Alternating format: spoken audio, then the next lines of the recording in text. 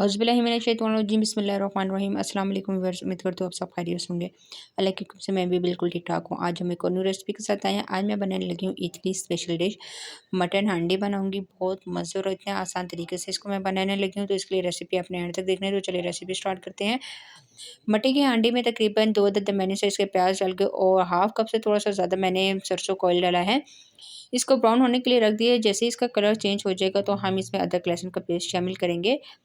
बहुत सारे लोग पूछते हैं कि मट्टी की हांडी को पहले चूल्हे में रखना चाहिए। जी, तो आप इसको तकरीबन कुछ भी डाले बगैर 5 मिनट पहले इसको चूल्हे पे रख दें, ये गर्म हो जाएगी, क्योंकि ये गर्म होते हुए थोड़ा-सा टाइम लेती है।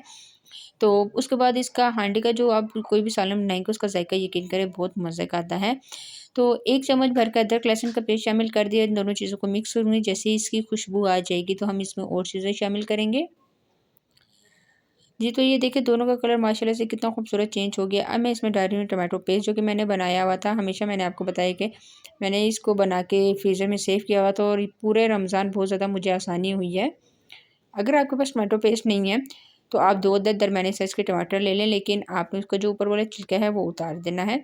अच्छी तरह से मैं इसको मिक्स करूँगी और 5 मिनट हम वेट करेंगे कि टमाटर सॉफ्ट हो जाएँ।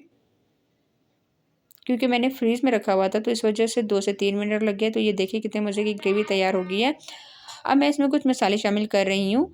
हाफ़ चम्मच के करीब मैं इसमें डाल दूँगी हल्दी, 1 चम्मच भर के धनिया पाउडर, 1 चम्मच भर के लाल मिर्च पाउडर।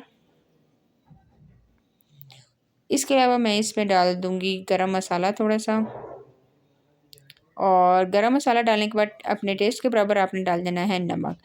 ये तमाम मसाले डालने के बाद आपने अच्छी तरह से इसकी भुनाई करनी है और मसाले की ग्रेवी तैयार कर लेनी है अच्छी तरह से। जी, तो ये मैं देखें चम्मच चला रही हूँ, और जो मटन है वो मैंने तकरीबन आधे किलो के करीब लिया था और इसको बॉयल करके थोड़ा-सा नमक डाल के बॉयल कर लिया था, और फिर अभी मैं मटन इसमें शामिल कर रही हूँ। मटन डालने के बाद अच्छी तरह से आपने इसकी भुनाई करनी है। ये आप इस तरह से देख सकते हैं। ज़्यादातर आपने देखना है कि बोटी टूट ना जाए, और जो मैंने इसको जिस पानी में बॉयल किया था वो यखनी में डाल दूँगी तकरीबन 1 कप के करीब। बहुत ज़्यादा नहीं डालूँगी। अगर आपने थोड़ा-सा पतला करना है तो आप डालें, लेकिन मुझे गाढ़ी-गाढ़ी सी ग्रेवी चाहिए। तो इसको प्लेट में सर्व कर लेते हैं। जी, तो ये देखिए इसकी फाइनल लुक माशाल्लाह से हमारी रेसिपी बिल्कुल हो गई है तैयार। आज की आसान सी रेसिपी मैंने आपको बनाना बताई है। आपने ये रेसिपी ज़रूर ट्राई करनी है। ट्राई करके मुझे कमेंट्स में बताना है कि आज की रेसिपी आपको कैसी लगी। आज के लिए इतना ही। इंशाल्लाह नेक्स्ट वीडियो में आपके साथ मुलाकात होगी। तो इसी के साथ मेरी आप सबसे रिक्वेस्ट है, जिसने मेरे चैनल को सब्सक्राइब नहीं किया, प्लीज़ मेरे चैनल को सब्सक्राइब कर लें, ताकि आने वाली हर वीडियो आपको आसानी से मिल जाए।